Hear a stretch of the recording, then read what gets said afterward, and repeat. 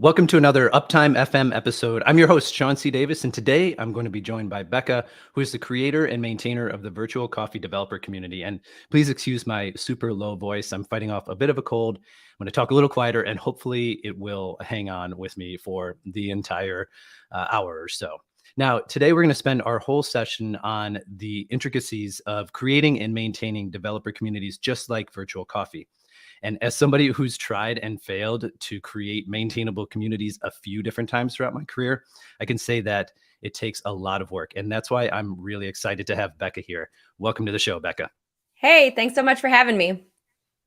Really excited for this. Now, I know that consistency is one thing that it's like a really crucial ingredient to building a successful community. And the one thing I can say about this show is that we've been consistent in starting every episode the same way, and that is with the same question: what is the best sandwich? So I'd love to hear your answer.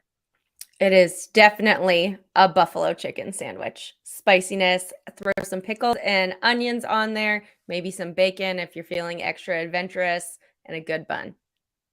Oh, amazing. Okay, so is the chicken, does it have to be fried? You can have grilled, but if you really want the best sandwich, it has to be fried. Yes, yes. Okay. And do you now, like, are you making this at home, or do you have this one restaurant that makes the best buffalo chicken sandwich?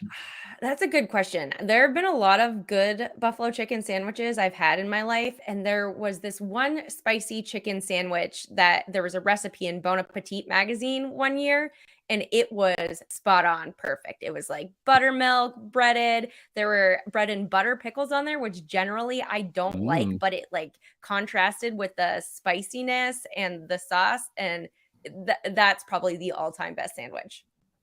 amazing. Okay. And did they put like I've seen sometimes blue cheese crumbles put on there. Was there any sort of cheese element? I don't think actually. I think that there was a coleslaw on there, and there were the bread and butter pickles, and there was a mayo-based sauce, I think. But I have had a really good buffalo chicken sandwich with blue cheese on there, so that's pretty high up there as well.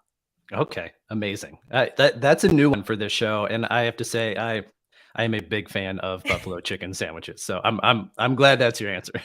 Nice. All right. Now, I've been really excited for this show because community building, it's something that I've been I've either led it or have been a part of communities at various times in the last decade or so. And even the ones that have been fairly successful have been really, really hard.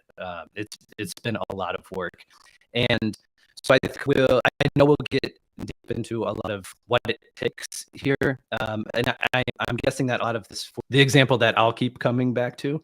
And so I thought it would probably be good to start with giving folks who aren't really familiar with it, maybe a brief introduction is like, what is virtual coffee?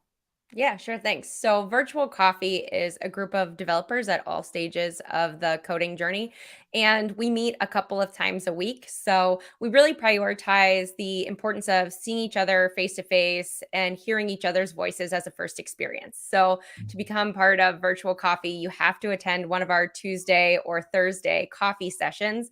And we think that that's done a really great job of promoting connectedness, understanding of each other, and getting an introduction into who we are as a community because we're here to support each other and to grow together. And that's something that we find to be really special.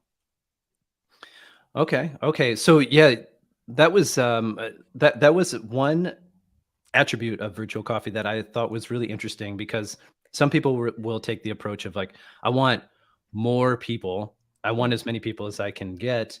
And so membership is open. And that was one of the first things I noticed about virtual coffee is that it's closed. You have to join a wait list first. And so it sounds like you took the path of we're going to have fewer people so that we'll have more engagement with those people, or were there other motivations there?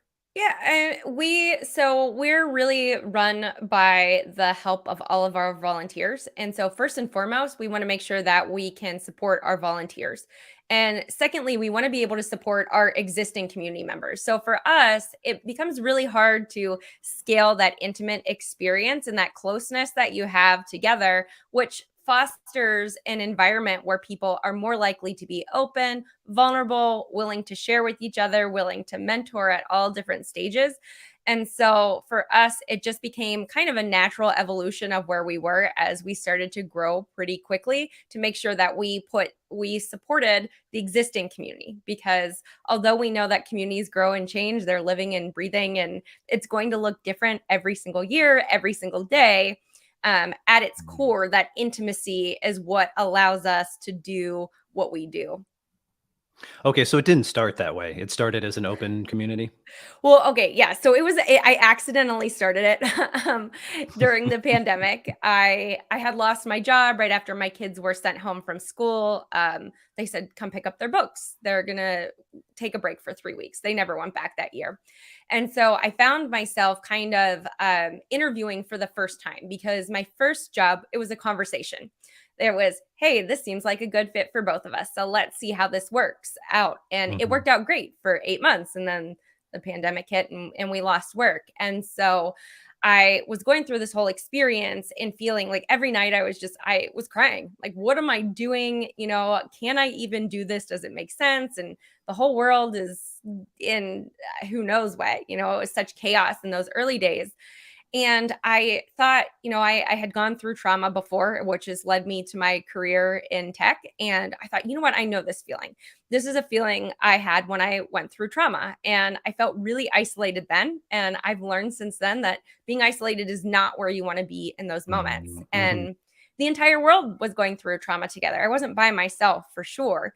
And so I put it out on Twitter. Does anybody want to meet for virtual coffee? And so we started doing once a week. And then some people on the West Coast were like, "Hey, we want to meet too, but 9 a.m. is too early." So then I started doing double sessions.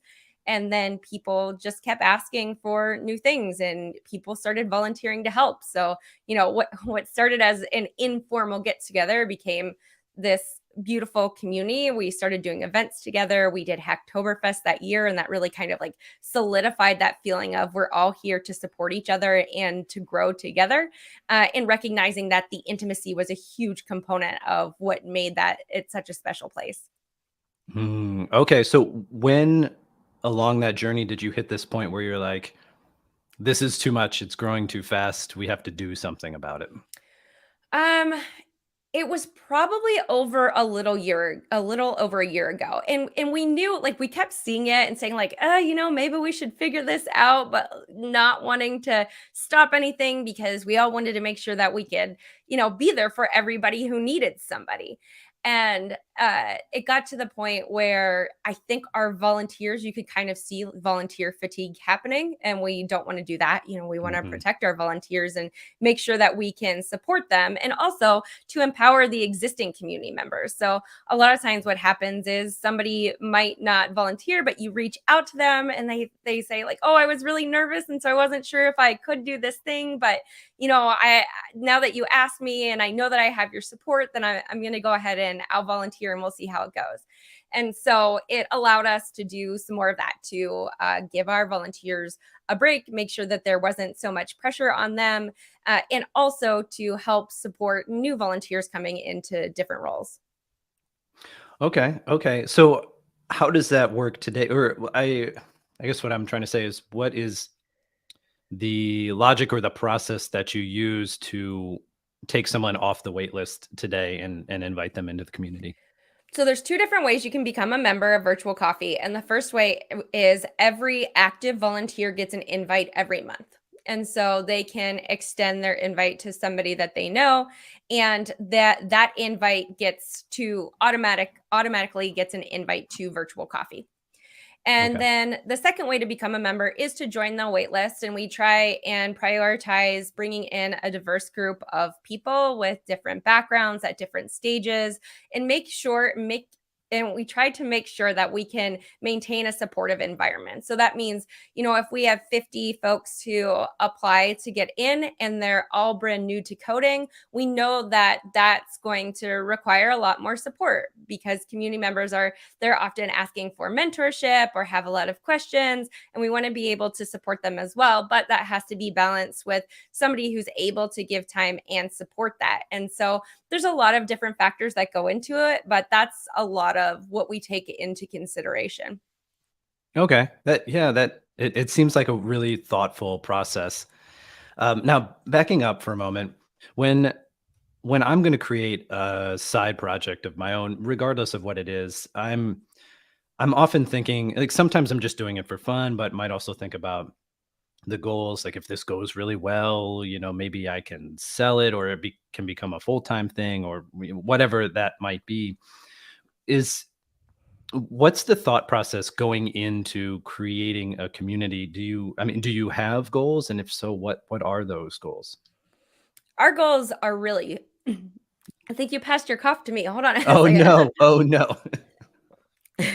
Our goals are just to continually support our community members and to evolve with them. And so to really understand what the needs are to have I was going to say an ear to the ground. I think that's a phrase. I think Really so. have that interaction with folks who are in the community to see, what direction do they want to be going in and how can we support them in doing that thing. And so I was laid off a couple of weeks ago. Would I love to do virtual coffee full time? Absolutely. One of the challenges of having a small community is it's a lot harder to um, get things like sponsorships because Mhm.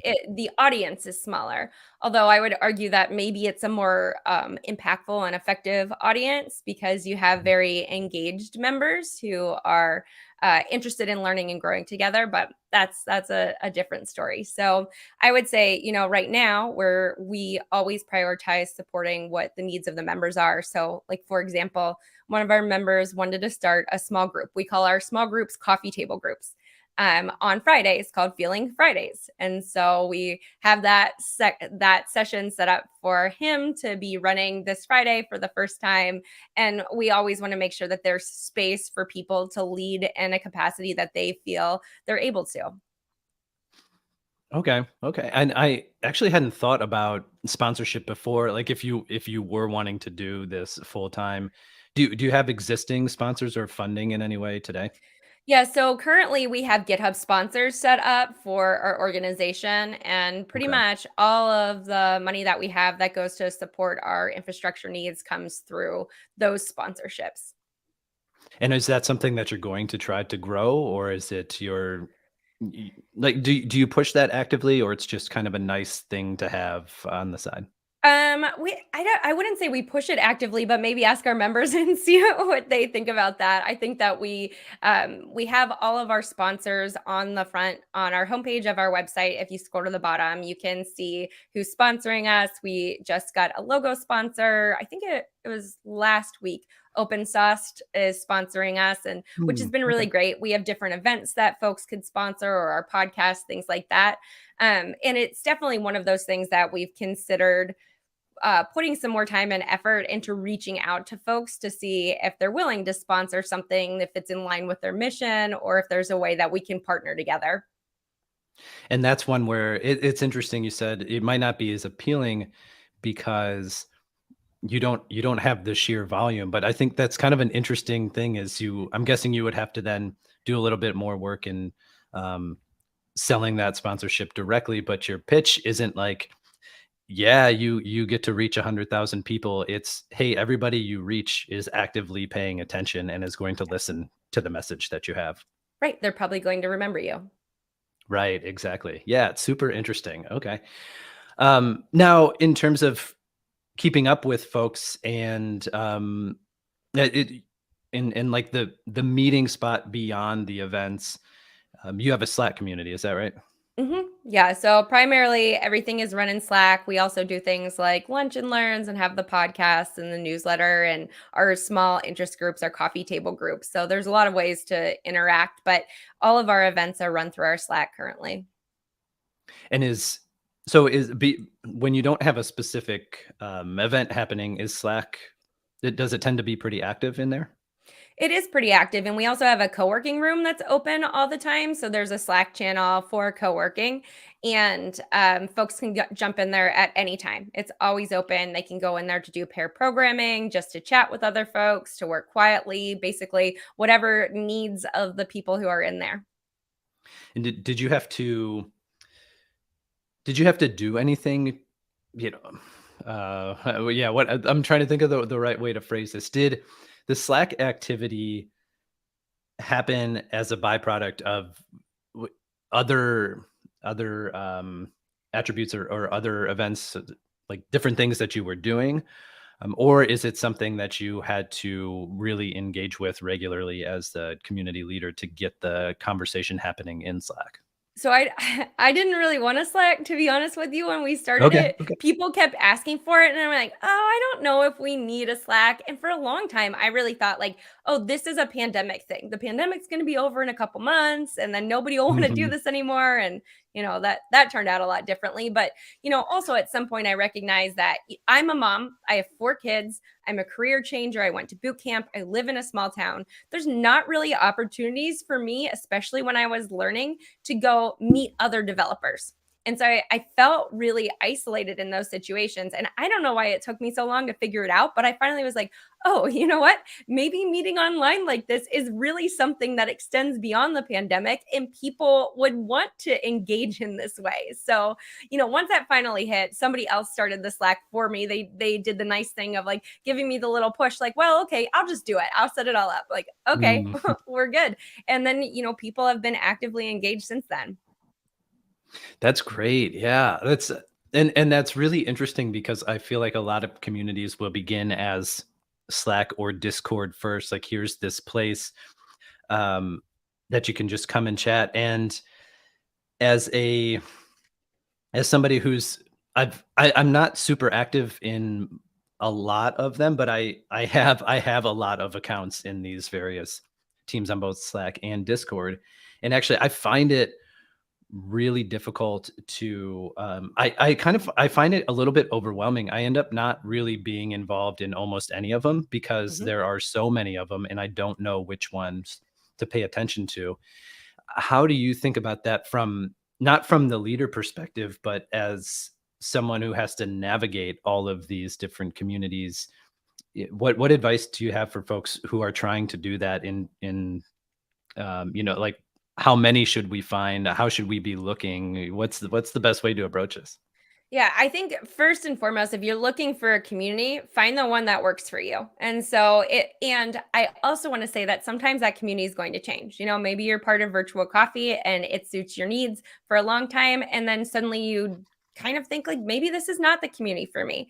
There is no shame in leaving a community, right? Like people grow and change. And I think that communities should be able to recognize that. And it's bittersweet, right? Like you Mhm. want your members to be around and you're going to miss them when they're gone, but you also have to recognize like this is what's best for them and it's important for them to be able to pursue the things that work best for them.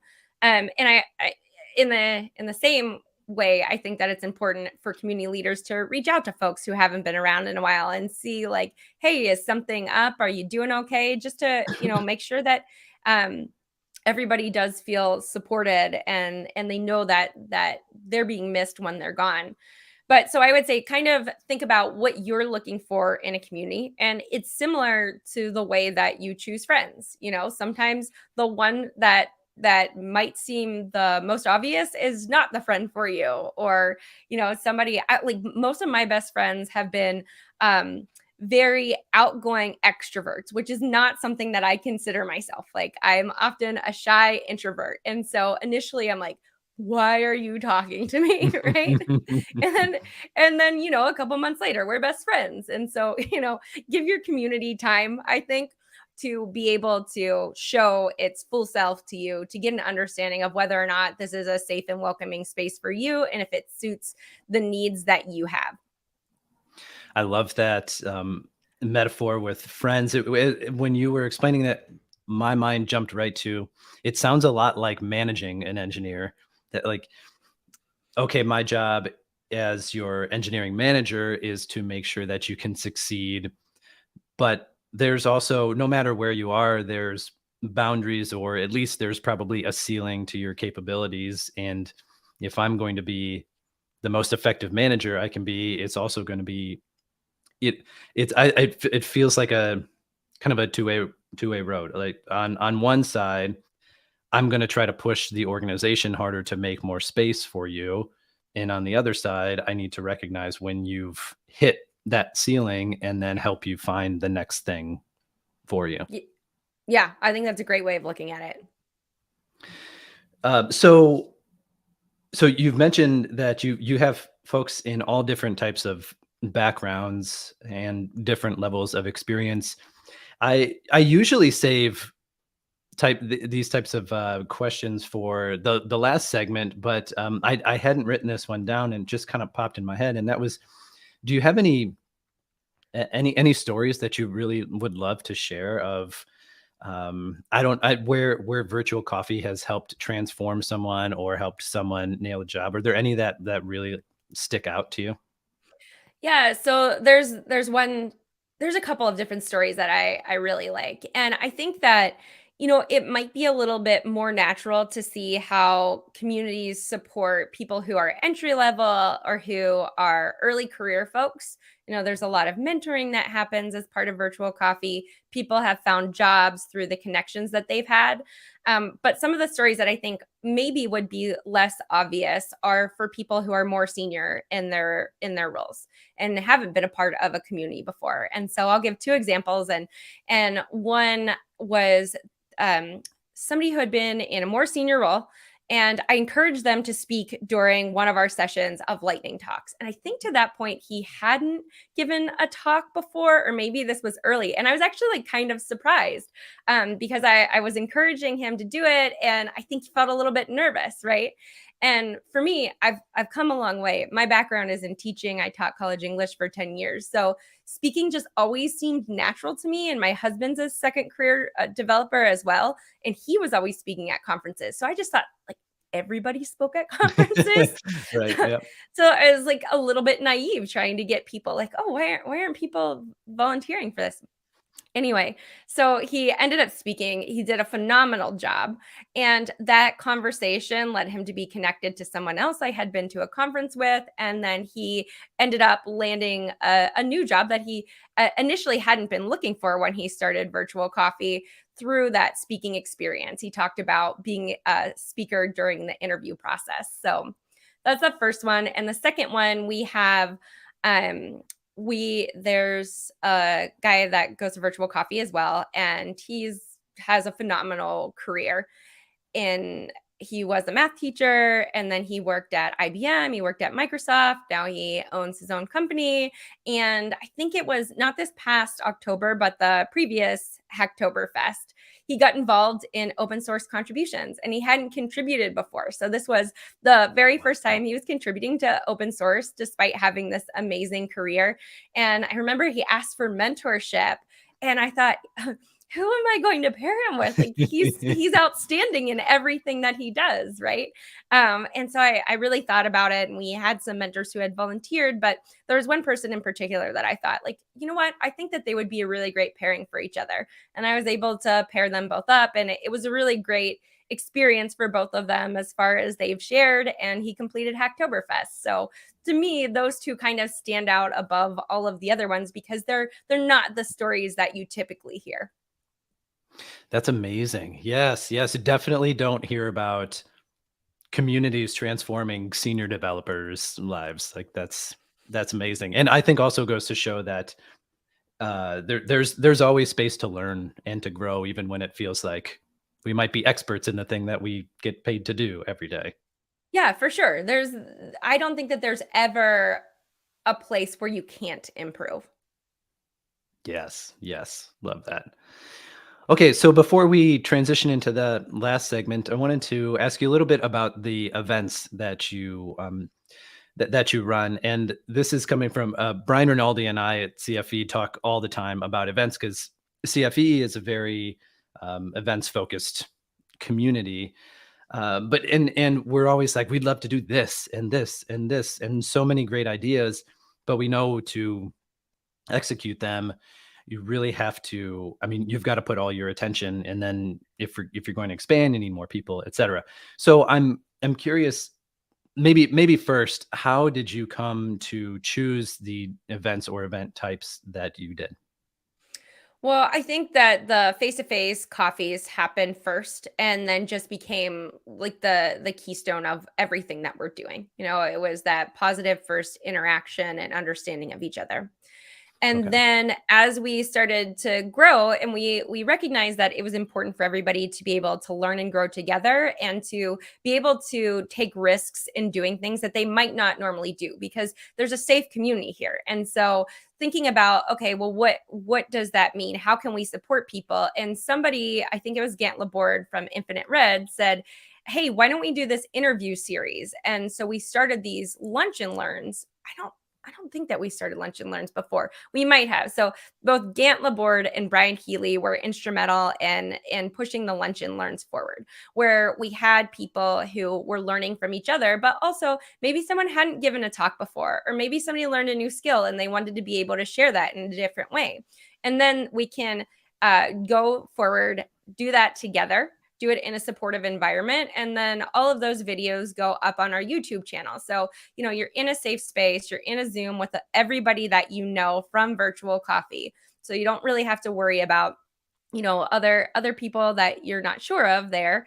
And then afterwards you still get that same spotlight through YouTube and being able to reshare and repost that. So do you is there anything that you have to do when you're deciding to take on a new event like lunch and learns, or you also said you have lightning talks sometimes? Um, do you not want to start something until you know that it can last for X number of sessions or whatever it might be? Or are you okay starting something, trying it, killing it if it needs to if it needs to go away? I feel like that's one of my weaknesses. I just want to try all of the things. And so Okay. this year I'm trying to figure out, like, okay, where can we prioritize the things that people are most interested in doing? But I think like that goes back to one of the things that you said in the initial part of this conversation, which is consistency is key. Right. And so sometimes, especially with community, it might take a little while to see, is this thing effective? But as long as you're doing it, you're providing consistency, you're giving people an opportunity to respond, to interact, and partake in that thing for a while, then that test should probably last a while before you decide that you want to kill it. Or maybe you can evaluate the parts of it that really are working and say, hey, this part of it is working, but this other part needs to be reevaluated. Maybe there's a different way that we can implement this thing. And that's actually some of the stuff that we're going through right now at Virtual Coffee, just kind of taking an overall inventory of the things that we're doing and figuring out the best way to support our members through those things. You have a sense of how long you have to wait until you get that signal of the thing is working or isn't working, or does it depend on the thing? I think it really depends on the thing, and it depends on who your audience is. If you're starting cold, you haven't had interaction with an audience prior to the event that you're implementing, then it's going to take longer. If you've built up some momentum and you're kind of riding forward and you see that people are tapering off, then there's a little bit of a good indication that maybe that's not the right thing. And I think that as part of that, trying to provide space for feedback at all times can be a really valuable resource. Yes, sometimes it can be hard to sort through all of that feedback, but recognizing that people know there's a clear path of communication where they can talk to you about the things that they like, talk about the things that they didn't like, I think it can be really instrumental in making those decisions. Getting that qualitative feedback is huge. Yeah. Yep. Yep. Oh, and that really resonates with me in particular for this show, where we started it and we said, well, we'll just see how it goes. It's something I want to do, also as a way just to meet people who are playing in the same space as me. And we've seen it grow very slowly, but also steadily. So to me, it's a signal of, okay, we're something is happening and it's okay. We're not trying to go viral with this thing. We have a certain set of goals, and as long as we're meeting those, seems like we'll just keep doing it then, as long as it's fun also. And so it sounds like there's some parallel to the way that you look at the different aspects of virtual coffee. Yeah, for sure. And I think we're currently on season 7 of the podcast. And it's very much what you just said there, right? Like, oh, want to start a podcast? Okay, let's start a podcast. And, here we are, still have listeners. And one of my favorite things is when somebody submits their member form to join. And there's a question that says, how did you find out about virtual coffee? And I said, oh, I listen to the podcast all the time. Like, all right, somebody's listening. Oh, amazing. Amazing. Yes. Great to get those messages. Okay. Well, actually, that's a great segue because I do have a couple podcast questions in our last segment. So we'll use this as the transition period because I feel like I could just talk about this all day. I have so many questions. So our last segment here is going to be a series of 9 short questions and answers. And yeah, you can pass if you want to. Those are the only rules. You ready? Okay. Okay. Okay, so question number 1, aside from virtual coffee, is there another developer community that you're a part of or one that you particularly really love? I love Learn, Build, Teach. I think that James Quick does a great job of supporting his members there and doing lots of different things and providing content that kind of enriches their experience. Yes, that's and he's a great content creator too. I love James. Yeah, he's fantastic. I've met him quite a few times and I'm always glad to have that interaction with him. He's just so positive and the kind of person that makes you feel confident after having a conversation. 100%. Yes, totally agree. Okay, number 2. So I think it says in your Twitter bio that you're a mom of 4 kids. Is that right? Do you have 4? Yep. Yeah. Okay. So Don't believe Taylor. Taylor doesn't says I have like 7 or 8. It's not true. Okay, well, if it's 4, we'll say what's the hardest part about having 4 kids? Well, that's a hard question. I think well, sometimes when they're all in the car at the same time and they're all yelling, that's hard. But finding something everyone likes to eat for dinner, that's also hard. But like really being able to reflect and enjoy the stages that each of them are in can be really challenging. And it's something that I'm trying to do more and more every day because they're all in very different stages. I have 6, 8, 11, and 13.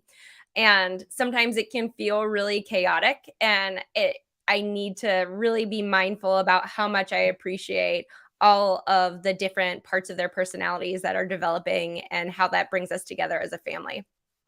Oh, that was such a great and thoughtful answer. And I just saw a comment from Brian Rinaldi come through. It said, I only have 2 and it's hard. And that was immediately the first thing I thought of too. I only have 2.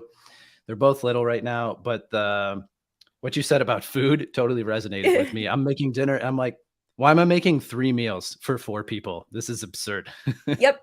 I feel that wholeheartedly has not gotten any better. I think it might be the comedian Jim Gaffigan. I think he has 5 kids. And somebody asked, like, what's it like to have 5 kids? And he's like, imagine you're drowning with 4 kids and someone throws in another. Like, I feel that. Yep. That's great. I love that. Okay, number 3, also parent type of question. Is there something that being a developer or maybe being a technical person that you feel like you use or that affects the way that you parent in some way? Yeah, we're really technology driven household, I think. And so there are certainly things I've set up Trello boards for my kids to help them organize their schoolwork and their housework, right? My oldest is being homeschooled right now, and my husband has introduced him to Chat GPT, and we have a family Discord, and my 8-year-old was asking for a Chat GPT account the other day. He's like, please give me an account.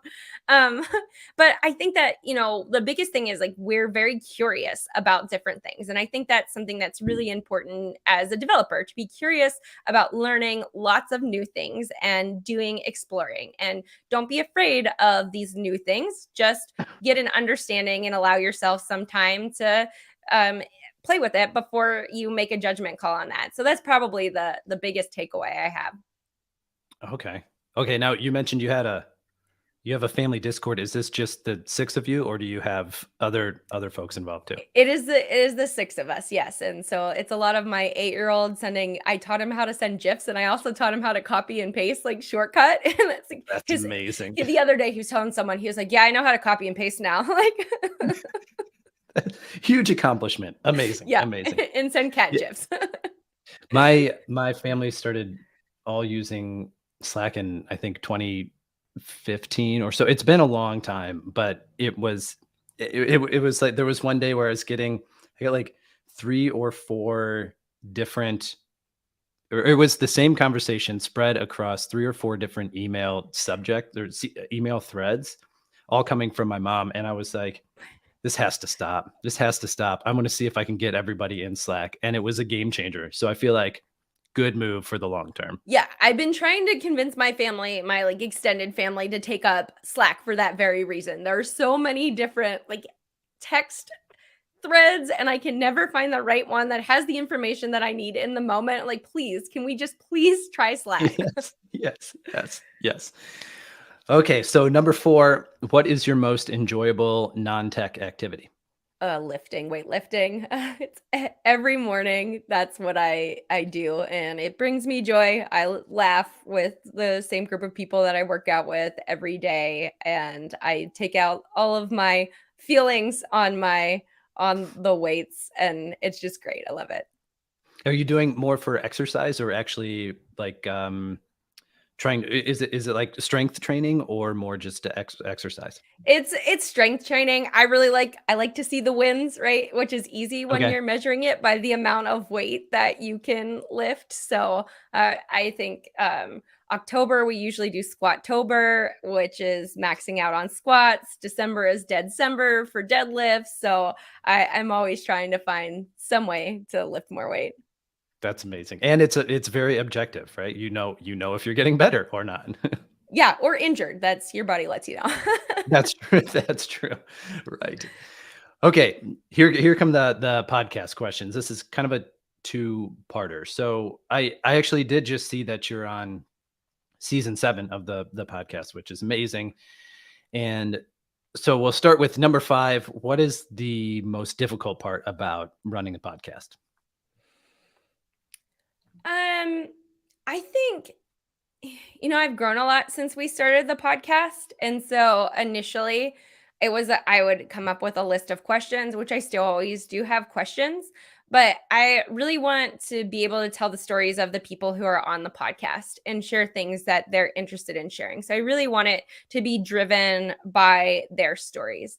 And so trying to find a way to do them justice and make sure that they're adequately represented on the podcast is something that can be really challenging. But the great thing is we interview members of our community, so I know everybody that comes on the podcast, which is kind of like a cheat code to be able to jump into it and to feel comfortable with people. But sometimes it's like overcoming those nerves to get them started telling that story or finding the right storyline to tell. Yeah, that totally resonates with me of, preparing for this episode. It's like, okay, I got to do a little bit of internet research on Bekah so I can ask some questions that are relevant to not just virtual coffee as well. Yeah. Challenging, but also I feel like when you put the effort in, it comes out in the show. Feels like for me personally, it's a lot easier to connect with that other person. Yeah, absolutely. And to be able to pivot too. I think that it took me a while to uh, move away from that list of questions and to say like, "Hey, we're going in this direction. Just go in that direction." Exactly. Okay, number 6, then the inverse. What do you like the most about running the podcast? I this is it's like selfish of me, but I get to have like these one-on-one conversations. Well, my co-host is there with me, but like we have this basically conversation with this one other person, and it allows me to learn so much from them and ask them questions and learn from them in those situations. And so for me, I've learned a ton through all of our conversations. And so it's great to be able to, ask the questions that I may have been dying to ask. Okay, I like that. Number 7. So I feel like this has happened a few times in the last couple months. I come across this event and I see that you're speaking at the event. So I see that you've done a lot of talks. Is there one of those tech talks that has been more memorable than the rest for you? I just gave my first keynote in January at that conference on the power of Mm. storytelling, and it was magical. I don't know how else to explain it. I get very, very nervous before I speak, and I was there with a lot of people that I knew, a lot of new people that I met, but just being able to stand on that stage and have that experience was, a dream come true. That's amazing. Okay. I think that was one of the ones I came across where I was like, "Oh yeah, Becca is giving a keynote here." And then I think they just came out with their um CFPs for the July one. So I applied there and hopefully I'll end up at that one. We'll see. Yeah, Lucia, who's in the chat, is keynoting that conference. So go, Oh, Lucia. amazing. Amazing. All right. Okay, two more. Number 8 is, what is the biggest mistake you've made in your career? The biggest mistake has probably been not having hard conversations when I should. And it's something that I've been working on, especially over the last couple of years. We read Radical Candor early on in Virtual Coffee as part of the book club. And it was kind of eye-opening for me because the takeaway there is that sometimes we think that if we're not honest with people, um, we're preserving their feelings, right? And so maybe you're like, "Oh yeah, you did a good job," when they didn't do a good job. And that's not Mhm. helping them grow, and that's not helping your relationship either. And so I've definitely made some big mistakes where I did that, said things that were, "Oh, this is okay," and it wasn't really okay, right? And so rather than having the hard conversation, I avoided it, which led to hurt feelings and a lot of problems down the line. So rather than doing that, I wish that I would have had that conversation, shared honestly how I felt, and then we could have talked through the situation. Yes. Okay. 100%. I read that book as well, and it totally changed the way I communicate. It's both at work, but also at home. Cause I feel like, and we're both in Ohio. I don't know if this is a Midwest thing or not, but I was raised, be polite. If you have honesty and politeness and you have to choose, you choose, or you choose politeness always. Yeah, right. Yes. And sometimes that's not the better answer. So yes, that I love that you called out that book. And actually, Brian just commented that there's another book called Ooh, Crucial Conversations. I hadn't heard of that need to one, write but that I'm down. going to check that out. Okay, and last, number 9. This is a scenario that came up in maybe the first episode we did, and we get such great, like really interesting answers that are all over the place. So I keep it around. Uh, not to put any pressure here. It can be anything. Okay, so number 9, you can host a lunch for any one person. That person can be alive or not alive. Who would you have to lunch?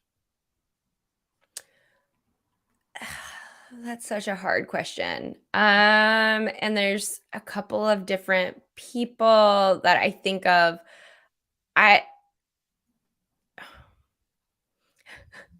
I love Octavia Butler. I love the stuff that she's written. I find Mother Teresa very inspiring. But I'm going to go with Viktor Frankl, who wrote Man's Search for Meaning, which was hugely important in my life as I was overcoming trauma and coming into tech. And it's actually like on my to do list to read. Actually, I think I'm going to start it today because I just finished The Making of a Manager yesterday. But just really understanding, I feel like I got a really good sense of humanity in that book. And it allowed me to dive deeper into a lot of feelings and thoughts that I had before. So it's a really heavy book to read, but I think I would just love to be able to listen to everything that he had to say. I love that. Okay. All right. Great. Well, this was a ton of fun. Thank you so much for being here, Becca. Thanks so much for having me. This was awesome. Okay. Last thing before we go, feel free to tell listeners how to get in touch with you. And if you want to share links or ways to virtual coffees or really anything else that you're working on, take a few minutes to plug it. Yeah, sure. So you can catch me everywhere, pretty much Bekah HW on Twitter, bekahhw.com, on Instagram, um, on Dev. So I am there in lots of spaces. You can always hit me up, ask questions. And I think that's it for now. I'm working on figuring out what's next for me. I'm doing some consulting right now. So if you need any help in community building, I am happy to help with that. And you can find me at any of those spaces. Great. So are you, yeah, I guess I should have said, you mentioned you got laid off recently. Are you looking for anything specific? Yeah, for me, so my career has largely been in community building in some way or another. I was a community organizer for a nonprofit. I've taught for 10 years, which is every classroom is really a community. And with the previous experience I had at startups and at Virtual Coffee, I find that I would love to be able to take those lessons that I've learned and be able to help other people form strategies around community, understanding of defining what community means, timelines, and to be able to support existing communities or developers within DevRel teams. So I think that, to be able to support people who are looking to do that would be a dream for me. Amazing. Okay, great, great. So anybody get in contact with Bekah if you have a role like that or know of anything that might be similar. Get the conversation started.